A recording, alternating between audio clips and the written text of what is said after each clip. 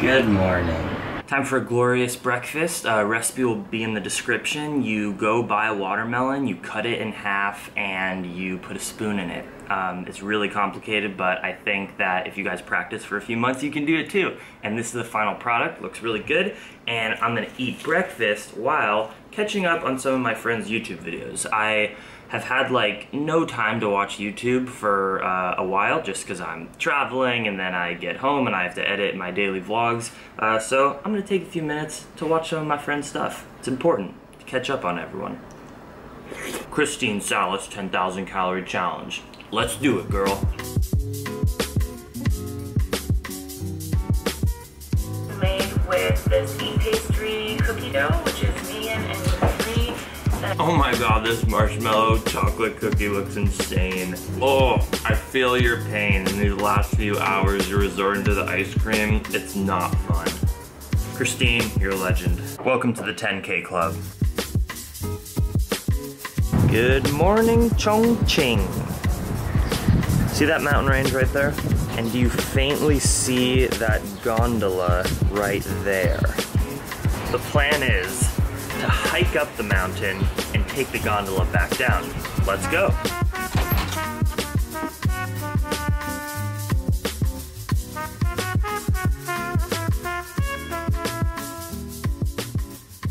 So I've made it to the gazebo train in the sky, as you can see right there. And you know, my plan was to hike up the mountain and then take it down. But honestly, remember I went on that run last night, just walking 10 minutes here from Martin. He told me last night, it's not Martin, it's Martin. Hard pronunciation. You know, my legs are really freaking tired and I kind of have no excuse to hike up a mountain right now. Like, no joke, I feel like I ran a marathon. It's just constant fatigue from all this walking, so I'm not gonna hike up the mountain. And like, let's be real, let's get vulnerable real quick. It is in my routine and in my kind of normal way of living to feel good about getting a good exercise in the morning and then being able to enjoy your day. And sometimes you have to listen to your body over what you want to do in your mind. You know, I've struggled with exercise addiction, with eating disorders, and it makes me comfortable in my heart to know that I moved my body significantly in order for me to enjoy my day. But what I'm trying to do in life in general is not allow exercise to be the dictator of my happiness. So, because I'm so passionate about recovery, I'm gonna take the gondola up and down. It's the same price, so it's a better use of my money, and it's gonna heal my legs, and that is awesome. And I want to inspire you guys to not do physical activity based on just like what your schedule says or overdoing it. Instead, listen to your body. If I just listen to my body right now, take a deep breath and say, do I want to hike up a mountain? Hell no, my legs do not want to hike up a mountain. In fact, I'll probably feel a lot of pain and maybe even injure something. So let's go on the gondola.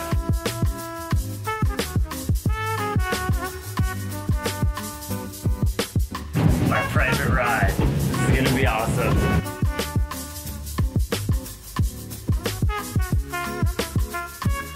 This thing is moving at a snail's pace.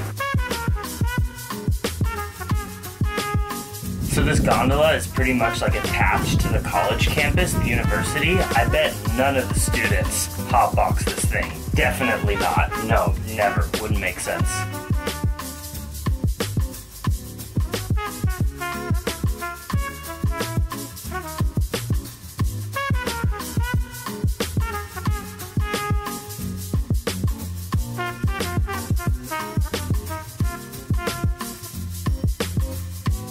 Hello.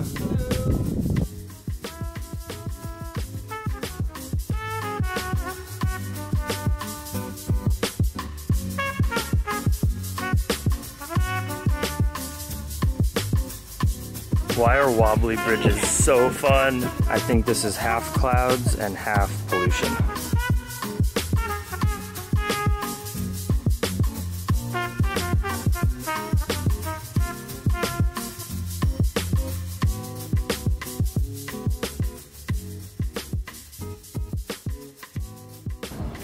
Handstand at the top of a mountain in China? Check.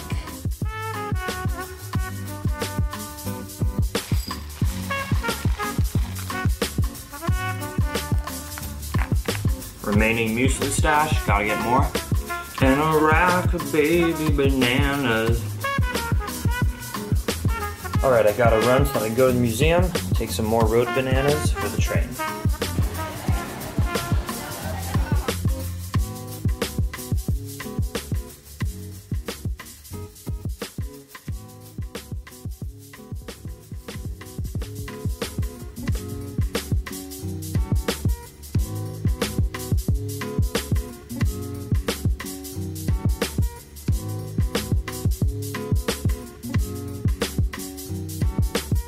Yes, I made it. I feel so accomplished after yesterday's failure of getting here and it was closing down. Let's see what this museum has to offer. Please stimulate my mind.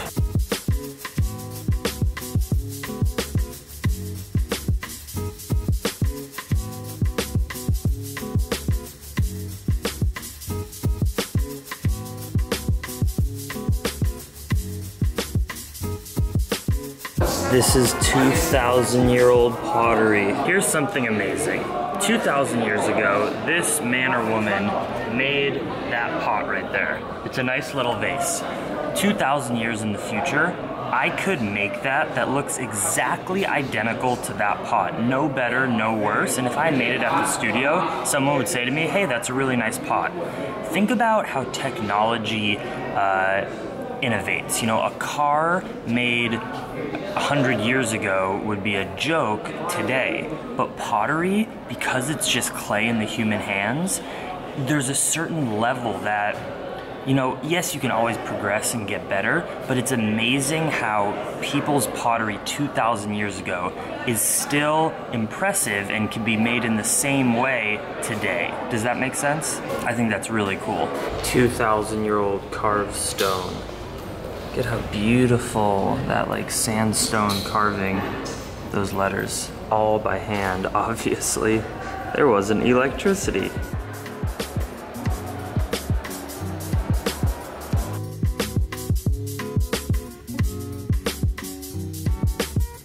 Well, those are real people. Just remember, no matter how many Instagram followers you have, how fit you are, skinny, fat, tall, accomplished, we all end up in the same way. Pile of bones. Okay, this is legitimately blowing my mind, and it's also beautiful and like scary and crazy at the same time. This is money in the Shang Zhao dynasty. These are shells with little holes in them, almost like a necklace piece. Right now, in the 21st century, money is paper. Back then, it was a shell.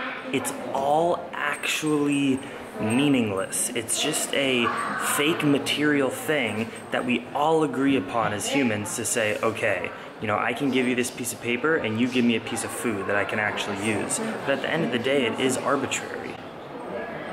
That's such a trip. I totally understand from a practical sense how having a currency makes a lot of sense in a society with a lot of people in order to exchange things. But how did it, honestly, like how did it get to the point where you could go to your backyard, dig up some clay and make a pot, right? An actual material item that's worth something, it's worth value. And then you can give that to someone, and in exchange, they give you a little piece of metal or a piece of paper that doesn't do anything for your life in a practical way, and you accept that.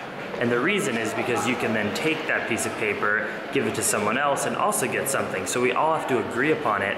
But how do we all agree upon it? It's actually incredible when you think about it. It's actually very nice to learn about some of the ancient Chinese tradition and Tibetan tradition. This is like one of the best free museums I've ever been to.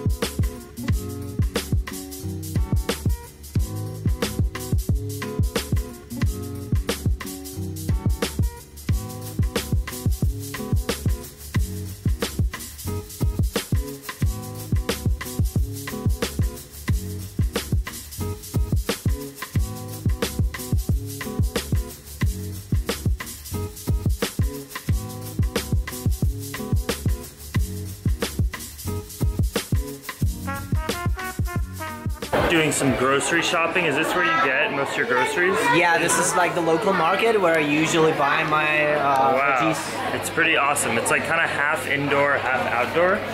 Tonight, because I cooked, you know, that high carb, steamed, oil-free meal last night for Martin. He's cooking us pineapple fried rice tonight, so we're picking up some ingredients.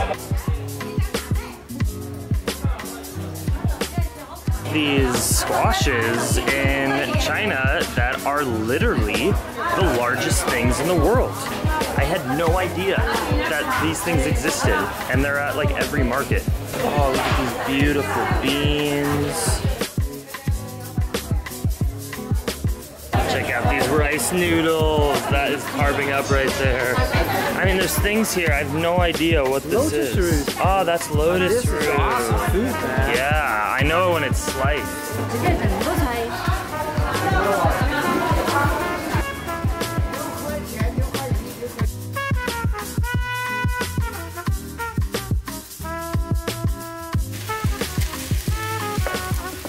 One thing that I learned from the Chinese cooks is that no matter how much mess you do in your kitchen, you can always clean it afterwards.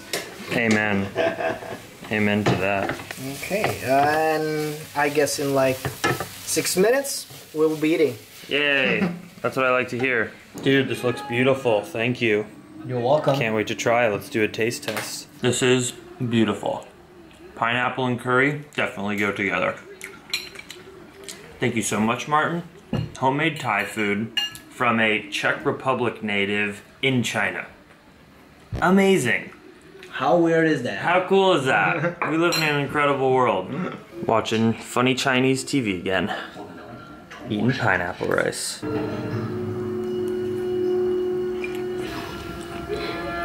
Round 2. What were the additions? Cashews and anything else?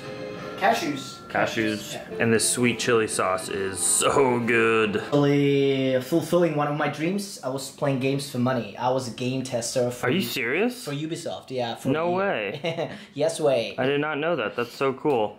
We're doing a live Instagram story stream right now. So shout out to everyone who's hanging out with us while we do a live pineapple mukbang. Alright guys, Martin and I just recorded I guess you can call it a podcast interview. I would call it a podcast interview. Yeah, for his blog, it's hollister.com. Yes, and I'll have the link in the description. He's interviewing different couch surfers and travelers, maybe? Yeah, I'm more aiming the blog to the learning and language. Yeah. But yeah, he asked me some rad questions, very mindful dude. So if you want to go listen to that, I'll put a link in the description when that goes live so you can check it out. That will be definitely exclusive. Only on my blog you can have it's listen not to the interview. It's not on iTunes yet, but I think you should because it was really good. This is my last night with Martin. Dude, you are a god. I appreciate you. You're an amazing, inspiring guy. And thank you so much for hosting me. You've been the best host ever. It was my pleasure. So yeah, you guys got to couch surf. Tomorrow I have the full day here, and then I'm going on a nighttime train to the next city. The adventure continues. Much love. Dream extreme. Peace.